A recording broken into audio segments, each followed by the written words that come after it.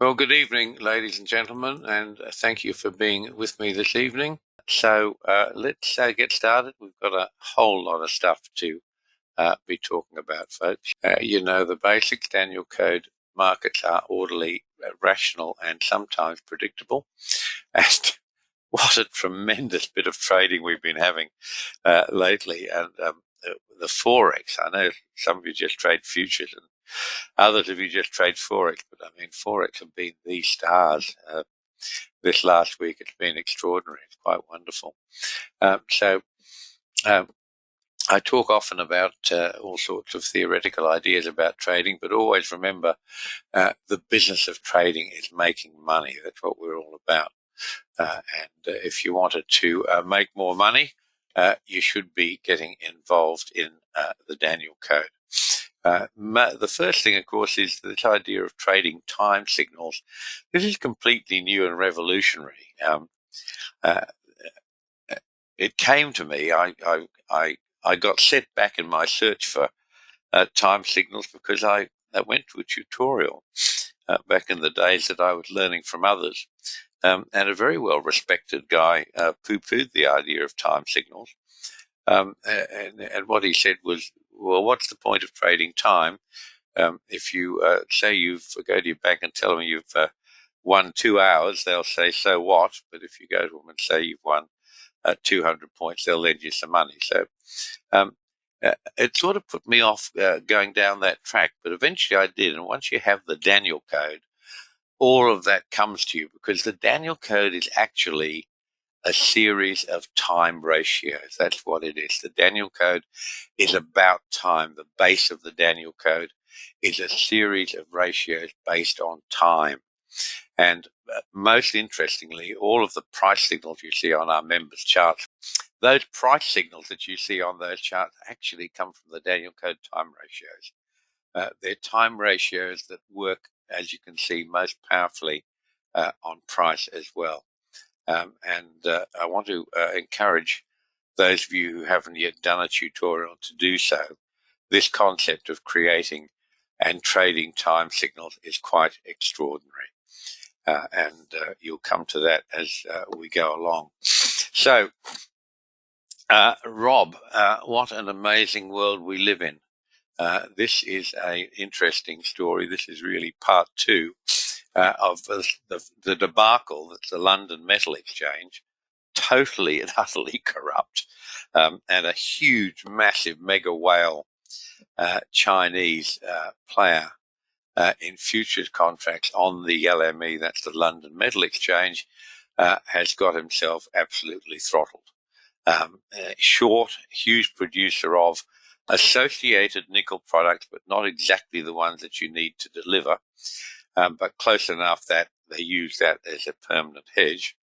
And got caught in a short squeeze and can't pay. But basically, if he were to go bankrupt, this is a company called Tsingshan, that would be the end of the London Nickel Exchange. Their own CEO has said that, forcing settlement of some of those positions from last week when it all blew up would, as he said, cause a difficulty for member brokers. Well, that's polite UK English speak for they'd be broke. They can't pay. And what the LME did, rather than have that happen, is they started cancelling all sorts of contracts. And it's just an absolute disgrace. But of course, to understand it all, you have to realize that the LME is owned by a Chinese company, a Hong Kong Chinese company. Boy, talk about one rule for the rich and one for the poor. But this has been going on and on in all sorts of markets. This is a headline story. There's another couple I'm going to talk to you about. This has been going for some weeks now in various markets. It's just rolling through. Last webinar we had, I talked to you about the same thing with coal. The biggest coal, one of the biggest coal producers in the world, caught in exactly the same position. What's amazing to me is the spin that's going on.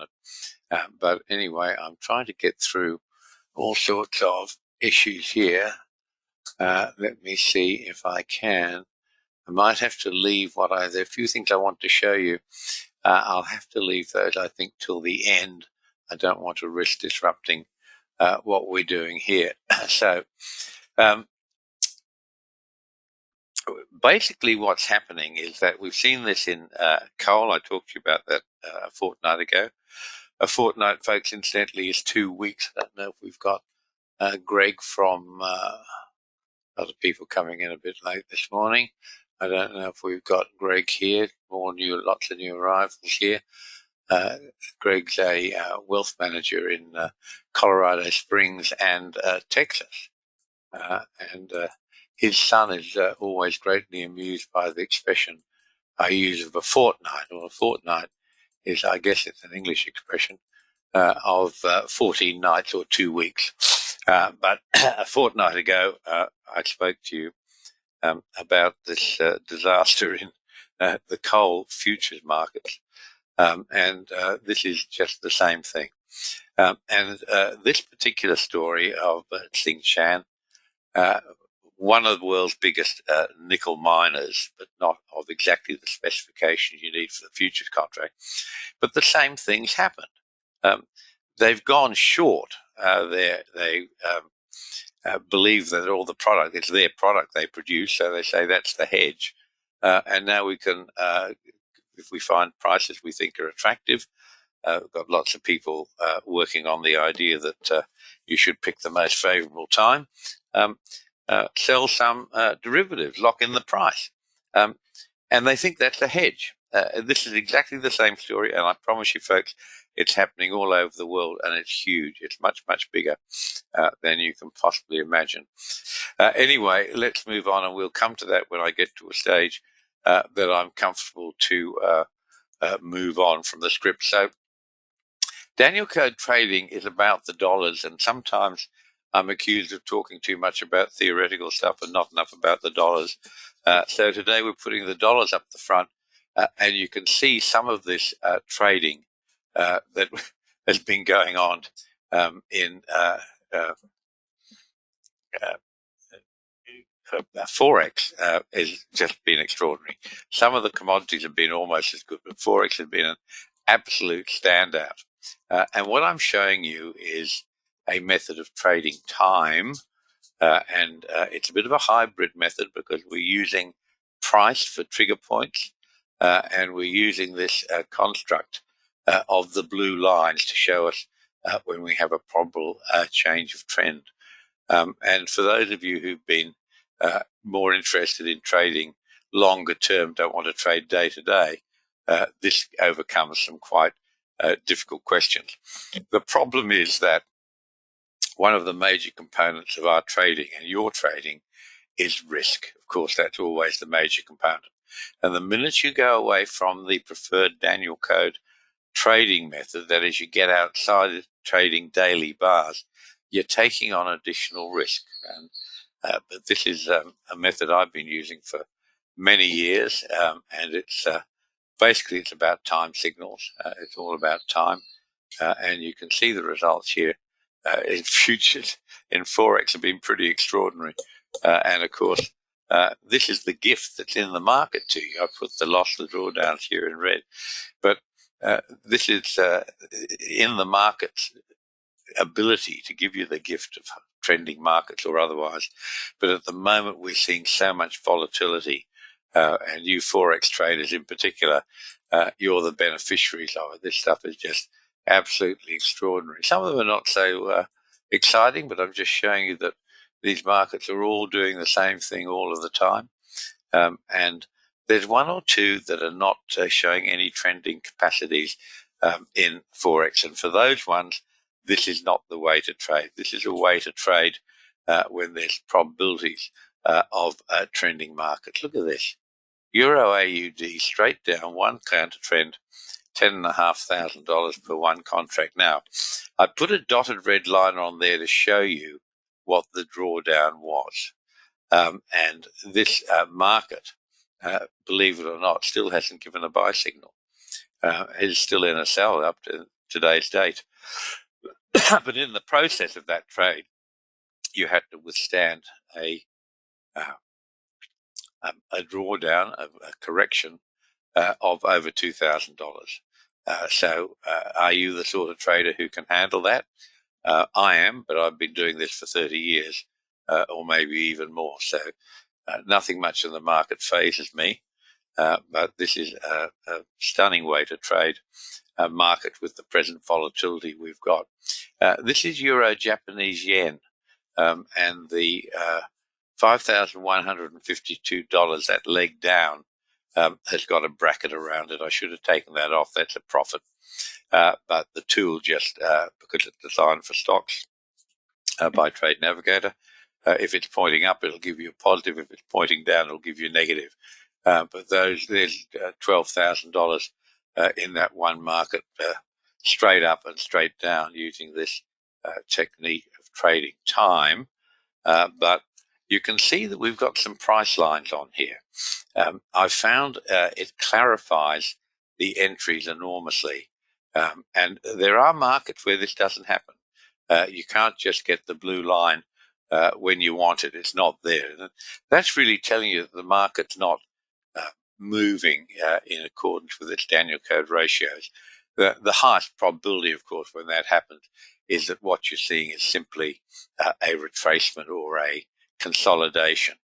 And you don't want to trade this sort of trading when you're doing that. But when you do have markets with some life in them, and we're having a wonderful, wonderful time with them right now, this is a terrifically good way of trading. And this is basically time signals, complete time signals, with a little filter of price just to clarify the entry points. You can see that it's a feature of these charts that they're hitting their Danielcode blue lines very, very exactly.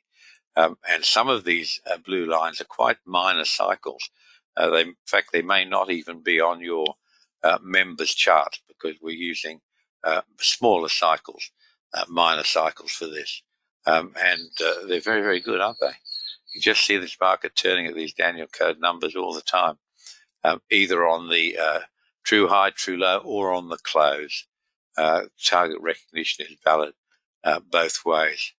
So there's a British pound showing some strength against the yen. Massive number of yen trades today, folks, incidentally. And yesterday we had 1, 2, 3, 4, 5, 6 yen trades yesterday in Forex, and another 2 today. A lot of action. Market thinks there's going to be a lot of action in the yen. We'll see. It's a bit out of the news at the moment, isn't it? And this is for you, Rob. This is why we trade the Kiwi. A nice trade here, $7,500, pretty well straight up using this particular method of trading time. I don't know what's happening with your Prime Minister over there, but it's getting fairly scary, isn't it, mate? Yeah, okay, so here we are, continuing that whole theme. Dollar yen. If you like Forex, this is the place to be. We actually started off as a Forex business. I started off, I was much more interested in trading Forex when I started the Danielcode. I did trade futures, but Forex were my passion. But since then, of course, I guess I tend to talk more about commodities and futures markets. But Forex is grand. It just really is. Have a look at this. We've got $6,000 one way, 600 the other, and our only loss is $260 odd. Quite extraordinary stuff. US dollar index. We're coming back to futures right now, and this is a market that looked to be not terribly smooth, but once you define it in the terms that I'm using here, you can see it's pretty smooth. It's very nice.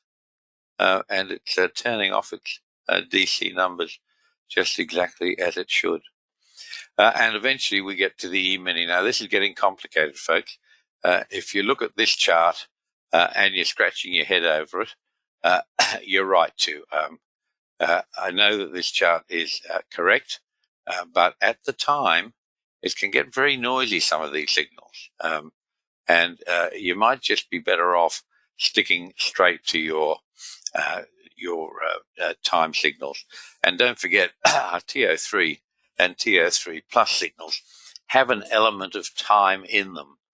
So we've been on the right side of this market for a long time now. And it's causing a whole lot of angst. Our friends at Zero Hedger, who I read for the entertainment value, and they do pick up news stories that get a bit lost in the shuffle. Excuse me. They're essentially options traders.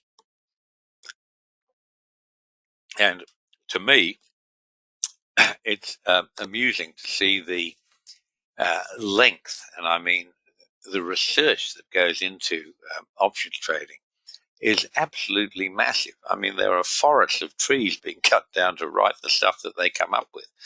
And it's all based on the same thing. They're trying to opine direction from other events. In other words, they're looking at things like commitment of traders and the gamma theta and everything else is happening.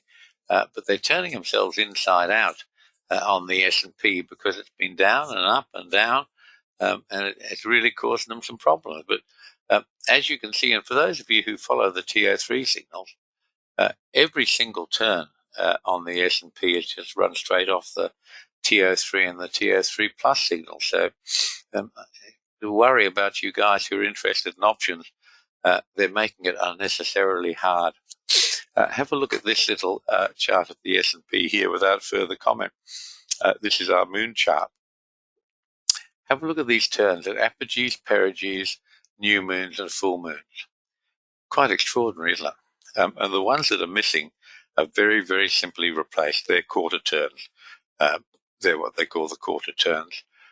And it's been extraordinary to see this turning off on the apogees and the perigees. And it's very hard to see the full moons on here. I wish we had a way of making that a bit more obvious and a bit bigger.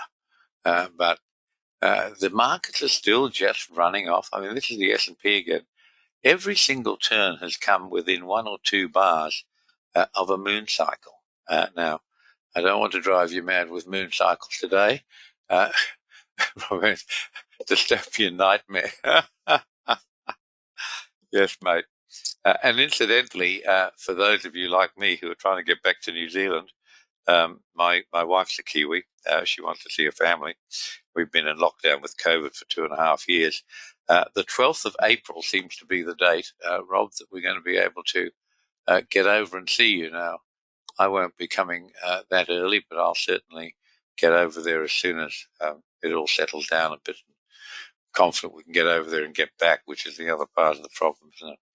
Okay, and it's time that I went and visited my friends in New Zealand. So time and price, folks, are the same thing on different axes. And I say this continually, and I'm not sure that all of you get it. And I'd be fairly sure that there'll be a good lot of you that don't agree with me. It's funny, I say to hello, Rolf. Here you are. You want to get back to New Zealand too. Good to have you with us, mate. Rolf's down in Melbourne. And I have people, and I say to them that future trading and Forex trading of the Danielcode is exactly the same. And they want to argue. No, it's not. It can't be. It's nothing like the same. It's totally different. Well, it's not. You've seen our Forex and future signals over many, many years now, and they all come off the same template, the Danielcode. It may well be that they trade differently on different programs, but at the Danielcode, Forex and futures trading is exactly the same. And let me prove that to you. Here we are. So this statement starts with the fact that time and price are the same thing on different axes. And here we have this chart. You've seen this many times. This is the UST bonds 30-year chart. And this chart starts back in 1998. And since 2000, February 2000, it's been running on a Danielcode trading channel. And that's the red lines going from lower left to upper right. And they go for a certain distance. The solid line in the middle, that's actually the mean. And above it, the one red line above it is one standard deviation from the mean. The second line up is two standard deviations from the mean. In the same way, the thin red line parallel but below the thick red line is one standard deviation from the mean. The bottom one below that is two standard deviations from the mean. Now, these are not your normal mathematical standard deviations. These are Danielcode standard deviations. Those of you who've done a tutorial know how to create these Danielcode trading channels. But this is a big one. This is a 24-day chart, which is, if you like, pretty much the Danielcode equivalent of a monthly chart. There's an average of 22 trading days in each month. But have a look at this. There's something quite extraordinary about it. It ran along happily up the one standard deviation plus and minus, just breaching them a little bit, not much, and until maybe June, July, maybe earlier, 2016, when all of a sudden it went up to two standard deviations from the mean. It broke out of the confines of one standard deviation from the mean and went to two standard deviations from the mean. And you can see at that stage we still had exactly the same median, which controls it all. What's happening in the middle of the mean controls it. The rest is purely mathematical. But we added the second channel. So we had two individual channels of one standard deviation and two standard deviations, plus and minus respectively. And in September 2016, it hit two standard deviations from the mean to the upside.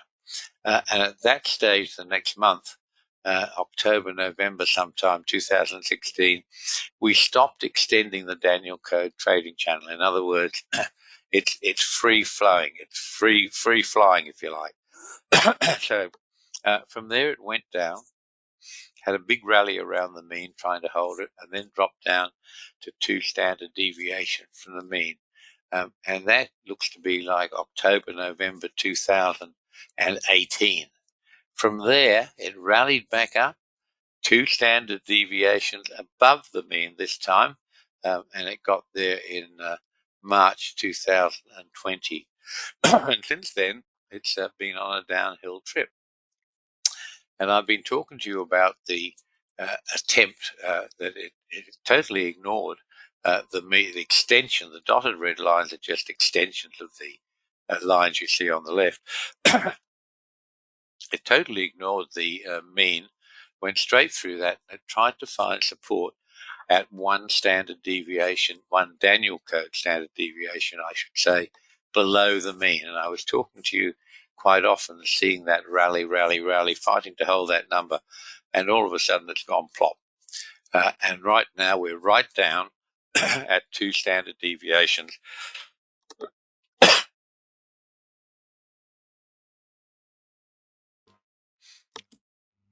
The dreaded hay fever strikes every day, pretty much this time of the year. So we're now at two standard deviations from the mean. And that's the chart that I posted to show you and said this is probably the most important chart of the day. So we can go to that, and I'm just giving you a bit closer look at this to see how extraordinary this. So we ended physically moving up the Danielcode trading channel in November 2016. Ever since then, it's been free flying. It's on its own, do what it wants to. But it keeps running to and from these two standard deviations from the mean. Well, what you're actually looking at with this chart, it's got a great long Danielcode trading channel that's rising from left to right. So if you look at your chart and you look at the right-hand edge, up and down, that's price. That's the x-axis, that's price. If you look at the bottom of the chart running along there, all those dates, that's time. So everything that happens on your chart has a known price and a known time.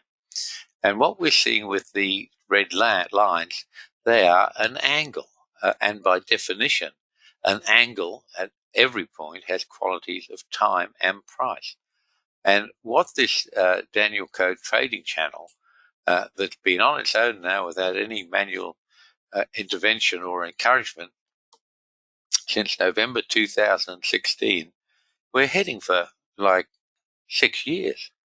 It's just been doing its thing, and its thing is controlled by these Danielcode ratios. And it's extraordinary. And this week, we've seen that push down, finally get down to 2 standard deviations from the mean, and it's holding there. But this is why you can see, if you think about it, that time and price are the same thing, because every angle that you draw on a chart, and in this chart, this Danielcode trading channel, an angle, has controlled this market completely for a number of years, as you can see. So let's take a look at the next thing. This is the daily chart. We've been seeing, that's been 24 days I've been showing you. What have you got here? This is the members daily chart. Have a look at it. Look at this target recognition. This is where, this is right at that low. And of course, being such an important low, you're going to get support, which we've got. We had a little 1 day up. You're going to get some thinking about it, a little inside bar that we got today, just keeping its tippy toes on the blue line at 148.06. This is a very important move that if this breaks and closes on the monthly chart, if this closes below its low, which effectively is 148.06, maybe a bit less, 147.28, somewhere around there. If we get a monthly close or close on the Danielcode 24-day chart below those levels, that really could be quite ominous. And there's a whole lot happening in the world and in America that is ominous. I mean, we've got this ridiculous situation that we've got President of the United States over in Joe Biden over in Europe for a G7, G8 meeting in NATO, vowing to run sanctions against Russia, particularly their oil and gas. And you've got the European Union that's been so politically correct. They've been getting rid of all base forms of energy. I mean, Germany had 4 or 5 nuclear power stations, and the last Chancellor Merkel and Angela Merkel shut them down. They've shut 4 of them. We're going to close the rest pretty soon. And the Prime Minister of Hungary has come out today at this meeting and said, there's no point talking about sanctioning Russian oil and gas. Hungary gets over 80% of its energy from Russian oil and gas. And what's actually happened over the years, and this is really a legacy of Angela Merkel, that she led the EU in a way that she thought trade links, mutual financial benefits, treaties would protect Europe, and they've traded that for Russian oil and gas. And of course, Nord Stream 1, a major, excuse me folks, a major oil pipeline runs from Russia straight into Germany. It's been so successful that they built Nord Stream 2. It's sitting there. At the moment, it's sanctioned. It can't be opened. The EU, Germany wanted to get it open. EU wouldn't agree. And now, of course, with the sanctions against Russia, who knows what happens. Now, don't forget, where's all this oil and gas that's not going through Nord Stream 1 coming from? It's going through the old pipeline which runs through Ukraine. And the fees that Ukraine charges for processing this product through their country, that's a large part of their national income. It's enormously important to Ukraine. And of course, no one talks about that in the same way they don't talk about these major trading houses going belly up. But there you are. So this, where we are now in T-bonds, is a very, very important juncture, so do keep an eye on it. This is a chart of crude oil, folks, and I put this on here to simply show you the basis of trading time, and this is it right here. This has got no reference to any of the Danielcode price levels on it. It's simply running on the time signals. And the beauty of trading time is once you get the right template running, the market itself creates its signals. In other words, whether the market creates signals and which way it creates them is a function of previous action, price and time action. So it's self-fulfilling prophecy, if you like. We get these signals created by the market for the market. And as you can see from here, they're pretty deadly, aren't they? And those of you who trade time, you know what I'm talking about. So we're going to come to something more on what I've been talking about, but I've been unable to show you. So let's run through the rest of what's on this these slides. And I've left this slide on because we're so involved in turns. Almost everything we do is involved in turns. But turns are so important because every trend begins and ends with a turn. And from there, once you get that part right, stop loss management and general trade management of your orders is incredibly important. Now, don't go away. I'm going to go to these articles, folks, that I wanted to talk to you about beforehand. They're quite entertaining and they're very important as well. But if you haven't already, do take your free trial at the Danielcode today. Remember, if the bars are too big, if the risk is too big outside your trading rules, use the ATR, the average true range. Never risk more than 1.5 times ATR in your risk management program. And if you've got questions about that, drop me a line. I'll be happy to talk to you more about it. Danielcode tutorials will let you do and trade everything that I show you here and at our webinars. You will need determination and dedication. The rest we supply. Your Danielcode tutorial, you can probably do it in 4 or 5 days if you want to. Most people will take 4 or 5 weeks. Some people take 4 or 5 months or longer. It's entirely up to you, depending on how much time you have for the input when we ask you to do some paper trading. But the teaching portion, 6 2-hour sessions, will be the bulk of it. Okay, so here we are, obligation free trial. If you haven't already had your 14-day free trial, folks, do go ahead and grab hold of it. And as I said, we've been posting in Twitter, and I was trying to show you that, and I couldn't, but I'll be able to now. So remember, before we depart from the slide, that this is our risk disclosure statement and disclaimer, and it's very, very important. The reality is that 90% of new traders lose their first bank in the first 30 days. And I think that's a fairly conservative estimate. My belief is that new traders lose all of their bank very, very quickly. Learn to trade properly, learn to trade safely, learn to trade a system where you understand your risk management perfectly and that risk management fits into your trading parameters and into your trading mission statement. And make sure you're good at that before you risk any real money. I've seen so many people lose money trading. They come to me and I teach them to trade properly, and they never look back. So let's keep that in mind as we go to find these other documents that I want to talk to you about. And this is one of them. It might come up. Yes, it does. It comes up on the screen. I mean, this is an extraordinary thing. This is this idea of a margin call doom loop. Largely started by a gentleman called Podstar. And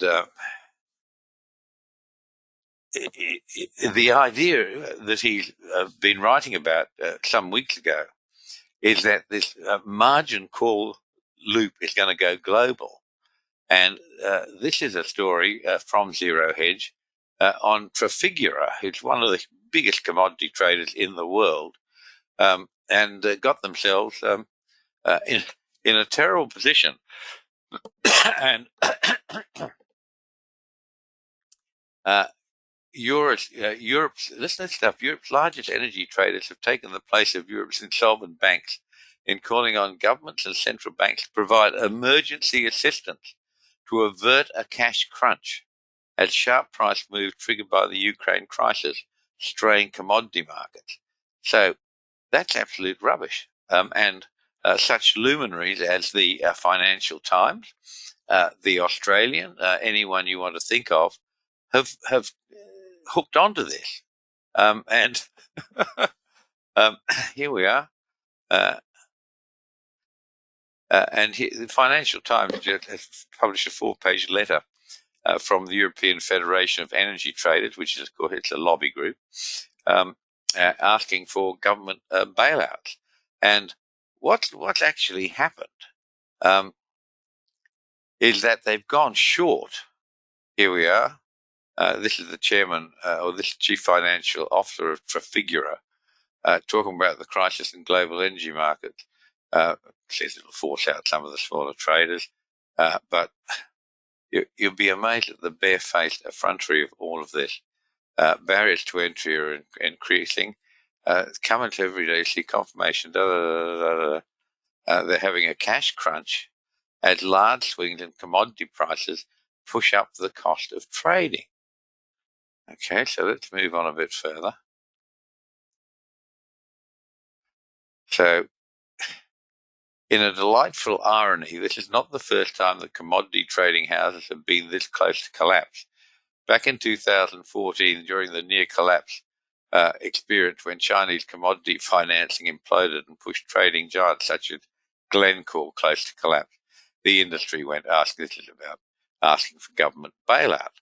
But nobody here wants to state the basic fact that have a look at this one. Trafigura, one of the trading giants of the world, things are going from bad to worse. It just secured a $2 billion emergency credit facility, and it goes on and on with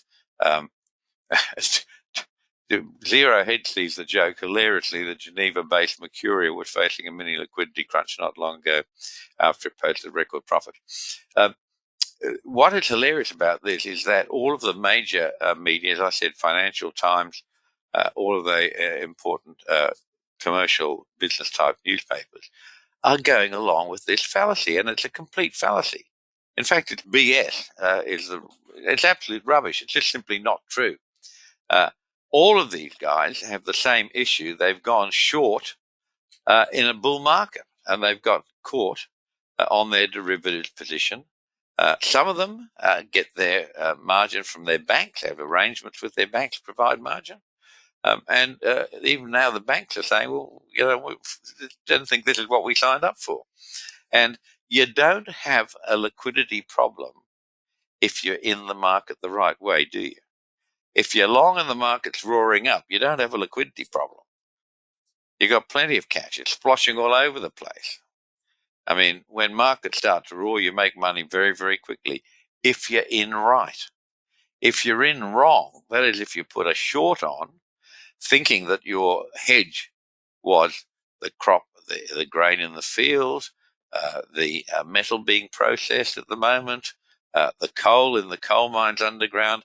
If you thought that was your hedge, you're an idiot. And these idiots that are doing this are multi-million dollar earners in the biggest companies you've ever heard of. And this is their living. This is their business. And they don't realize that if you put on a short position in a derivative, whether that's a private over-the-counter, privately negotiated, or a futures market, you have to put your hedge on in the same facility.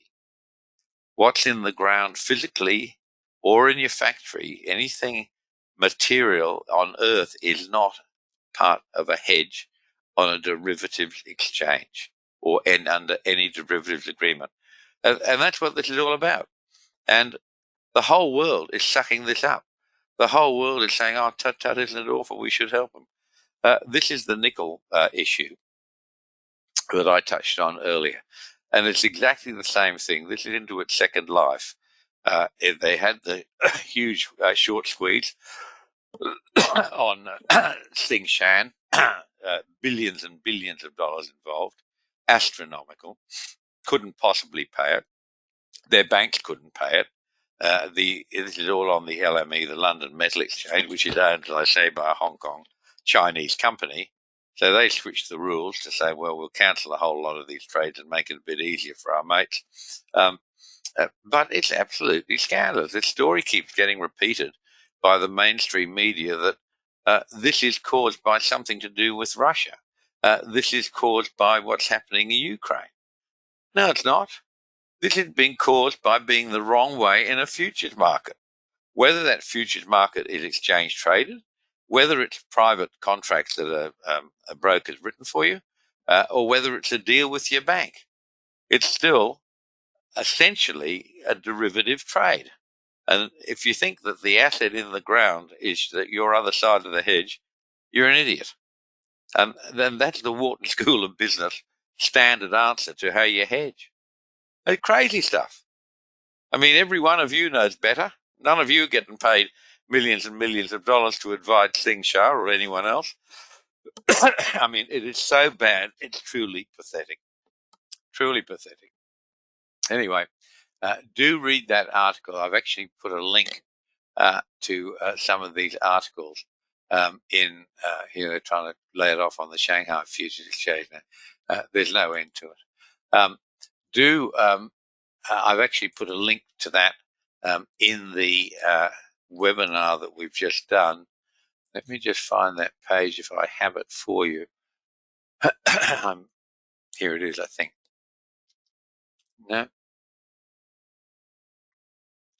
No, it's not there. So I will give it to you. So let's go back to where we were. And here you go. Go to Zero Hedge. You'll find it entertaining. Take it all with a grain of salt, but they do come up with some very good stories, mainly from Bloomberg or the Financial Times. They monitor that pretty carefully. Let me see if I can find this particular link for you, because it's well worth reading in full to show you what actually goes on in markets, and talk about regulatory capture. This is journalistic capture. You can't find any mainstream journalists who yell loud and strong that the emperor has no clothes. And this is just sheer incompetence, a total misunderstanding by the biggest in the world of what a derivative is. So this is the story about nickel. And the other story was a few days ago. And I'll find that for you as well. I think it's really worth reading. Here we go. Just bear with me.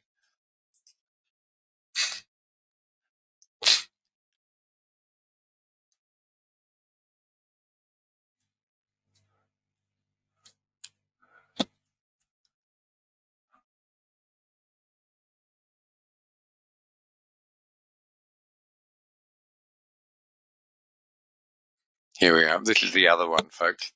This is a few days old now. Do read it, please. It's very, very interesting. It's hard to believe that this is going on all around us with nobody listening to the tiny voices saying you're all idiots. Absolutely extraordinary. What does Rob say? He's an expert on this. Half these wholesale markets think their hedge is a consumer price. Absolutely. Absolutely. Just crazy stuff. Anyway, there we are, folks. I hope you've enjoyed being with me today. And I hope you found it interesting. Chip says, Lots to consider these days, especially the implications of a closer future relationship of Russia oil, monetary consequence with China, India, Saudi Arabia, the threat from renminbi, rupee, and riya, and the US dollar makes one's head swirl. Yeah, I agree with that. Lots to consider, etc., etc. And I think that's the last of our comments here for us. So there we are, folks. Do keep thinking about it all. Any particular issue you'd like me to cover in the future at our next webinar, do drop me a line, jneedham@thedanielcode.com, jneedham@thedanielcode.com, and I'll be only too happy to include it in the next webinar. In the meantime, those of you who are interested in doing a tutorial, a Danielcode tutorial, and learning to become a seriously elite trader, please email me, jneedham@thedanielcode.com, and I will be happy to send you some paperwork, and we can get started. We can get started next month, actually. So if you're ready to go, let me know. I'll be only too happy to take you on a wonderful adventure of mystery and magic. All the best for now. Enjoy the weekend, folks. I look forward to seeing you all at our next webinar in a fortnight's time. Bye-bye for now.